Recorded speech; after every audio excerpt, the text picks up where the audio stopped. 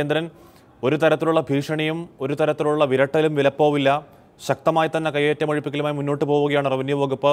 അതിന് ഒരു സൂചന കൂടി നൽകുകയാണ് ശ്രീറാം വെങ്കിട്ടരാമനെ ഫോണിൽ വിളിച്ച് അഭിനന്ദിച്ച റവന്യൂ മന്ത്രി ശ്രീ രാജേന്ദ്രൻ. ഇതില് മന്ത്രിക്ക് എത്രയോ ജോലികൾ വേറെയുണ്ട്. ഇതിന് വളരെ ചീപ്പായ ഒരു കാര്യം എന്താ, അവിടെ പൊളിപ്പിച്ചതും മറ്റുമെല്ലാം അവിടുത്തെ പൊതുപ്രവർത്തകരാണ്. ഇതൊരു നാടകത്തിലെ അഭിനയം പോലെ സബ് കളക്ടർ മീഡിയക്കാരെ വിളിച്ചുകൊണ്ട് നിന്ന് ചെയ്യുന്ന ഒരു ജോലി അതൊരു നാടകമായിട്ട് ഞങ്ങൾ കാണുന്നുള്ളൂ. ഇവിടെ തന്നെ പൊതുവിൽ കയ്യേറ്റത്തിന് എതിരാണ് എന്ന് മുഖ്യമന്ത്രി പറഞ്ഞു, റവന്യൂ മന്ത്രി പറഞ്ഞു, ഞങ്ങളും പറയുന്നത്, ശിവരാമൻ സഹോദരൻ, ഞങ്ങളെല്ലാം ഒറ്റക്കെട്ടാണ്, ഒരു അഭിപ്രായത്തിലാണ്. കയ്യേറ്റത്തിന് ഒരിക്കലും ഞങ്ങൾ അനുകൂലിക്കുന്നില്ലല്ലോ.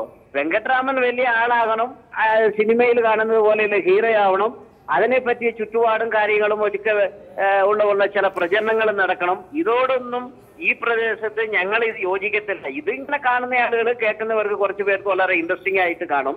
ഒരു IAS ഓഫീസർ ഇത്രയും തറന്നാണ് പോകരുത്. അതിനെ വർണ്ണം നടത്താൻ ഉദ്ദേശിക്കുന്ന ശ്രീ രാജേന്ദ്രൻ അദ്ദേഹത്തിന്റെ ചുമതലയാണല്ലോ നിർവഹിച്ചത്. ഈ 20/1 എന്ന സർവേ നമ്പറുള്ള റവന്യൂ ഭൂമിയിൽ 8 സെന്റ് കയ്യേറത് ഒഴിപ്പിക്കാനാണ് ഭൂസംരക്ഷണ സേന പ്രവർത്തകരെത്തിയത്. അവരെ തടയുന്ന സാഹചര്യമുണ്ടായി. ഉത്തരവാദിത്തമാണ്, ശ്രീറാം വെങ്കിട്ടരാമൻ ഉത്തരവാദിത്തമാണ് അവിടെ എത്തുക എന്നുള്ളത്. മർദ്ദനമേറ്റുവെങ്കിൽ അവർക്ക് മർദ്ദനമേൽക്കാതെ കാക്കേണ്ടത് ഉത്തരവാദിത്തമാണ്. കയ്യേറ്റമൊഴിപ്പിക്കൽ ആ ഉദ്യോഗസ്ഥന്റെ ഉത്തരവാദിത്തമാണ്. എന്തിനാണ് അതിന് തടസ്സം നിൽക്കുന്നത് ശ്രീ രാജേന്ദ്രൻ? അവിടെ ആരും തടസ്സം നിന്നിട്ടില്ലെന്ന്. ഇത് തന്നെയാണ് ഞാൻ പറയുന്നത്. നിങ്ങളുടെയൊക്കെ എല്ലാവരുടെയും സഹായത്തോടുള്ള പ്രചരണം. അവിടെ മാറ്റിയത് ആരാണ്? ഇങ്ങനെ ഒരു എണ്ണം വന്നു എന്ന് പറഞ്ഞപ്പോ നാട്ടുകാരെല്ലാം കൂടെ കൂടിയാണല്ലോ മാറ്റിയത്. അല്ലാതെ അവിടെ എന്താ അയാൾ ചെയ്തത്? എന്താണ് അവിടെ ഒരാളുടെ വായിൽ കൈവിരലിട്ട് അവിടെ ദൗത്യ സംഘത്തിലിരുന്ന് ഒരാൾ കാണിച്ചപ്പോൾ ഉണ്ടായി ചില വാക്ക് തർക്കമുണ്ടായി. അതാണ് കാതൽ. അല്ലാതെ സബ് കളക്ടർ ആരും തടയാനും പോയിട്ടില്ല, കയ്യേറ്റം നടത്താനും പോയിട്ടില്ല. ദൃശ്യങ്ങൾ കളവ് പറയില്ലോ ശ്രീ രാജേന്ദ്രൻ, ദൃശ്യങ്ങൾ കളവ് പറയില്ലോ. CPM പഞ്ചായത്ത് അംഗം സുരേഷ് ഈ ലിസ്റ്റനെ മർദ്ദിക്കുന്നതും ഉന്തും തള്ളുന്നതുമൊക്കെ ദൃശ്യങ്ങളിൽ നിന്ന് വ്യക്തമാണ്. ശ്രീറാം വെങ്കിട്ടരാമനെ CPM പ്രവർത്തകർ അവിടെ തടഞ്ഞു വെക്കുന്ന ദൃശ്യങ്ങളിൽ നിന്ന് വ്യക്തമാണ്. എന്നിട്ടും ഇതൊന്നും ഉണ്ടായില്ല എന്ന് എങ്ങനെയാണ് പറയുക ശ്രീ രാജേന്ദ്രൻ MLA? തടഞ്ഞു വെച്ചിട്ടില്ലെന്ന്. വായിൽ വിരൽ വിട്ട് ആട്ടിക്കാണിച്ച ഉദ്യോഗസ്ഥനെതിരെ പ്രതികരിച്ചതാണ് ആ ദർശനം കാണിക്കുന്നത്. അതിന് സബ് കളക്ടറെ തടഞ്ഞിട്ടില്ലല്ലോ, ആരെയും കയ്യേറ്റം നടത്തിയിട്ടില്ലല്ലോ. പിന്നെ സബ് കളക്ടർക്ക് അധികാരമുണ്ടെന്നും പറഞ്ഞ് ചില ആളുകളെ അറസ്റ്റ് ചെയ്യാൻ പറയുന്നു, അത്രയേ ഉള്ളൂ. അതിന് ഞങ്ങൾ അവിടെ ആരെങ്കിലും കയ്യേറ്റം നടത്തിയോ? അല്ലെങ്കിൽ അതിനെതിരെ നിന്നോ? ഇന്നലെ പൊളിപ്പിച്ചല്ലോ, പൊതുപ്രവർത്തകർ ഉൾപ്പെടെ നിന്നാണ് പൊളിപ്പിച്ചത്. അപ്പൊ ഗവൺമെന്റിന്റെ നയത്തിനോട് അനുകൂലിക്കുന്ന ഭരണകക്ഷി തന്നെയാണ്. അതിന് മോശം വരുത്താൻ വേണ്ടിയിട്ട്, പ്രത്യേകിച്ചും CPM തന്നെ മോശമാക്കാൻ വേണ്ടി മന്ത്രി ഉൾപ്പെടെയുള്ളവർ കൂട്ടുനിൽക്കുന്നത് ശരിയായ രീതിയല്ല. അത് മന്ത്രിയും തിരുത്തണം.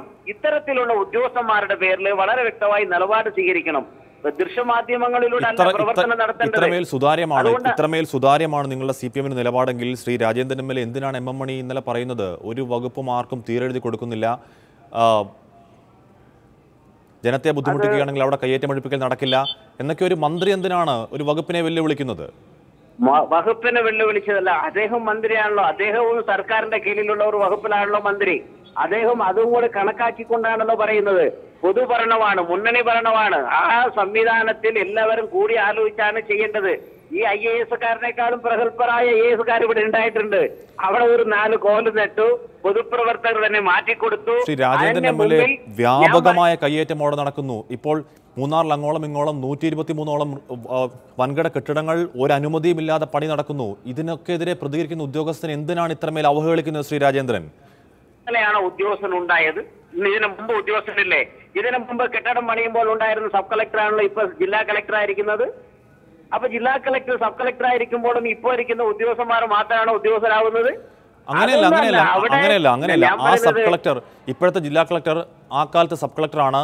അദ്ദേഹത്തിന്റെ നേതൃത്വത്തിൽ അല്ലെങ്കിൽ അദ്ദേഹത്തിന്റെ അറിവിലോ അറിവില്ലായ്മയിലോ അനധികൃത കെട്ടിടങ്ങൾ പണിതുയർത്തിയെങ്കിൽ അത് ശ്രീറാം വെങ്കിട്ടരാമനുള്ള അയോഗ്യതയാവുന്നില്ല ശ്രീ രാജേന്ദ്രൻ MLA?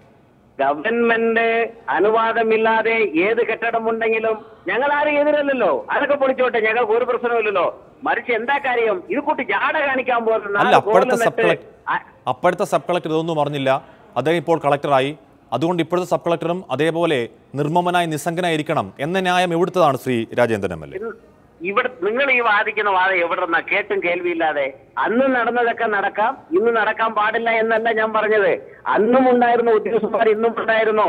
ഗവൺമെന്റിന്റെ അനുവാദമില്ലാതെ എന്തെങ്കിലും പണിതിട്ടുണ്ടെങ്കിൽ അതിനെതിരെ നടപടി എടുത്തേക്കുക. അതിന് ഒരു വിട്ടുവീഴ്ചയില്ല. പൊതുപ്രവർത്തകർ പോലും നിന്ന് മാറ്റിക്കൊടുത്തതിനെതിരെ മുതലെടുക്കാൻ വേണ്ടി പ്രചരണം സംഘടിപ്പിച്ച് മീഡിയക്കാർ ഇങ്ങനെ വന്നു. അവിടെ സബ് കളക്ടർ പറയാതെ മീഡിയക്കാർ എങ്ങനെ വന്നു അവിടെ? അതിനെ ആണ് ഈ ഉദ്യോഗസ്ഥൻ മറുപടി പറയേണ്ടത്. അതിനെയാണ് മന്ത്രി ഉദ്യോഗസ്ഥനോട് ചോദ്യം ചോദിക്കേണ്ടത്. എങ്ങനെയാണ് അവിടെ പൊളിച്ച സ്ഥലത്ത് ഇതെല്ലാം വന്നത് എന്ന് അവരാ ചോദിക്കേണ്ടത്.